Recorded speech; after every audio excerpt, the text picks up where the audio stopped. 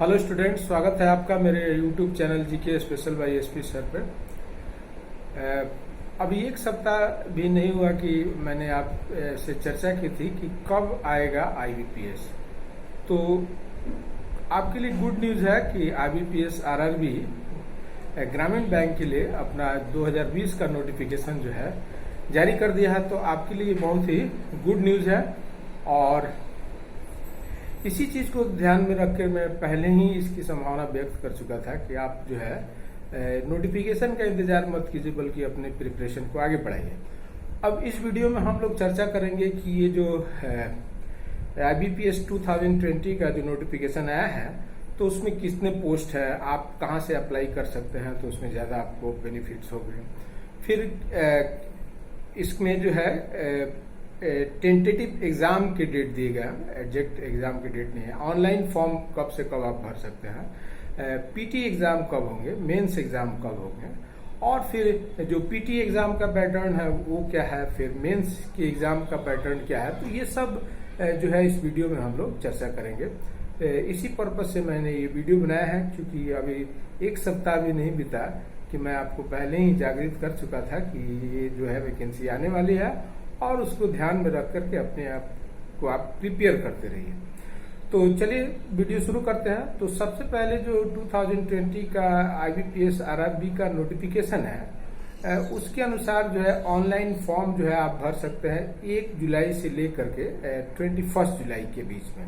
मतलब 1 जुलाई से 21 जुलाई के बीच में आप ऑनलाइन फॉर्म भर सकते हैं। पहले आपको रजिस्ट्रेशन करना पड़ता है और उसका फाइनल प्रोसेस होता है कि जब आप फी पे कर देते हैं ऑनलाइन डेबिट कार्ड से या क्रेडिट कार्ड से, तो फिर वो जो है आपका फॉर्म जो है फाइनली वैलिड माना जाता है। तो इस तरह से 21 जुलाई लास्ट डेट आप याद रखिए, उसके पहले तक आप फॉर्म फिलअप कर लीजिए। फिर इसमें आपके लिए एक न्यूज अच्छा नहीं माना जाएगा कि फी जो है वो बढ़ा दिया गया है। जो जनरल कैंडिडेट हैं या फिर ओबीसी कैंडिडेट हैं या इकोनॉमिक वीकर सेक्शन के जो स्टूडेंट्स हैं उनके लिए 850, और जो एससी एसटी स्टूडेंट्स हैं या फिर इसी तरह से जैसे जो हैंडीक्राफ्ट है उनके लिए 175 है। तो ये थोड़ा सा आपके लिए इस लॉकडाउन की स्थिति में अब दोनों अगर आप फॉर्म भरते हैं तो लगभग 1700 जो है रुपये आपका एक्सपेंस हो जाएगा फॉर्म फिलअप करने में। ऑफिस असिस्टेंट और ऑफिसर से स्किल 1, और जो लोग एक्सपीरियंस्ड है उनके लिए जो है स्किल 2 और स्किल 3 ऑफिसर का भी पोस्ट का वैकेंसी निकला हुआ है। तो अब जो पहला ये हो गया कि फी भर गया, फिर आप जो है इसके लिए क्या क्वालिफिकेशन होना चाहिए, तो आप ग्रेजुएट होने चाहिए और आपका ग्रेजुएशन का फाइनल रिजल्ट आ जाना चाहिए जो है 21 जुलाई 2020 को। तब जो है आप इसके लिए एप्लीकेंट हैं। फिर मिनिमम इसके लिए एज होता है 18 ईयर्स और मैक्सिमम होता है ऑफिस असिस्टेंट के लिए 28, और जो ऑफिसर से स्किल 1 है उसके लिए 30 ईयर्स होता है। और फिर इसके अलावा जो है जो रिजर्व कैटेगरी के जो स्टूडेंट्स हैं उनको जो है उम्र में फायदा मिलता है, ये आप जानते ही हैं।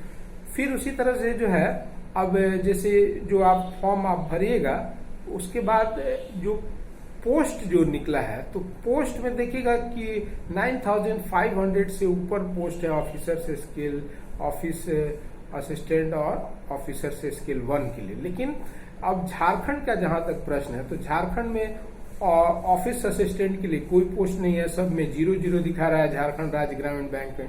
लेकिन 50 जो है बहुत अच्छा पोस्ट है ऑफिसर से स्किल 1 के लिए, 50 जो पहले से ज्यादा माना जा सकता है।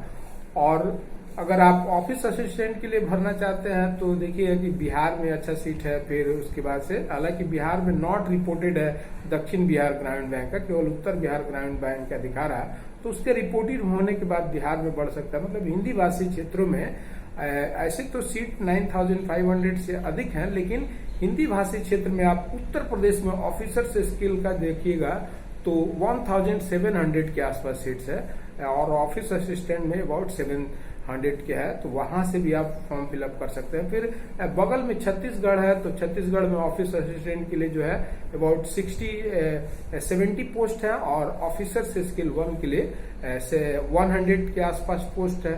तो ऑफिसर से स्किल 1 की पोस्ट जो है छत्तीसगढ़ में भी अच्छे हैं, बिहार में भी अच्छे हैं, और उत्तर प्रदेश में तो बहुत अच्छे हैं, फिर झारखंड में भी अच्छे हैं। तो यहाँ से आप ऑफिसर से स्किल 1 भर सकते हैं, और फिर ऑफिस असिस्टेंट के लिए आप छत्तीसगढ़ ट्राई कर सकते हैं, या फिर बिहार, या फिर उत्तर प्रदेश। तो इस तरह से ये पोस्ट का आपको क्लियर हो गया कि अच्छा खासा पोस्ट भी है, ऐसा नहीं है कि पोस्ट में कमी है। फिर उसी तरह से जो आपका अब टेंटेटिव जो एग्जाम का डेट दिया गया, जैसे मैंने पहले ही आपसे चर्चा की थी कि ये जो एग्जाम होंगे, पीटी का जो एग्जाम होगा वो फॉर्म आप भर लिए, तो पीटी का जो एग्जाम होगा वो अक्टूबर में होगा, और फिर मेंस का एग्जाम जो है अक्टूबर-नवंबर में होगा। तो ये आप ध्यान में रखिए कि ऑफिसर से स्किल 1 और ऑफिस असिस्टेंट दोनों ही परीक्षाएं जो है पीटी सितंबर अक्टूबर, और मेंस जो है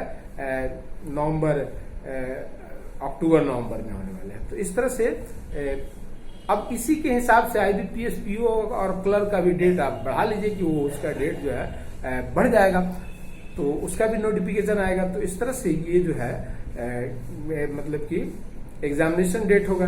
फिर देखिएगा कि जो एग्जाम का पैटर्न है, तो वो एग्जाम का पैटर्न वही है जो प्रीवियस ईयर में था। जैसे कि इसमें आप जानते हैं कि लैंग्वेज का पेपर नहीं होता है, इसमें केवल जो है न्यूमेरिकल एबिलिटी होता है, और रीजनिंग का होता है। 50 क्वेश्चन ईच होते हैं, 40 क्वेश्चन होते हैं, 80 क्वेश्चन टोटल होते हैं, और कंपोजिट टाइमिंग होता है आपका, कंपोजिट टाइमिंग होता है 45 मिनट्स का।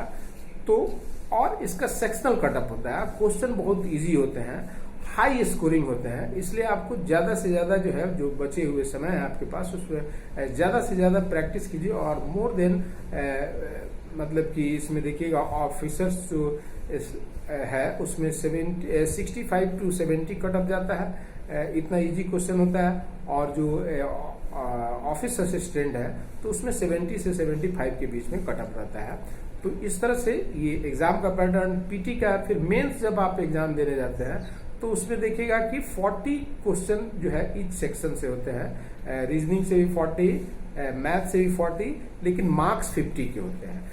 कंप्यूटर एप्टीट्यूड इसमें होता है, लेकिन 40 क्वेश्चन के 20 मार्क्स होते हैं, और जनरल अवेयरनेस 40, और आपको लैंग्वेज में चूज करना पड़ता है हिंदी और इंग्लिश में से एक को आप चूज कर सकते हैं। तो उसमें आप 40 मार्क्स का वो हो सकता है, तो 200 क्वेश्चन 200 मार्क्स, लेकिन इंग्लिश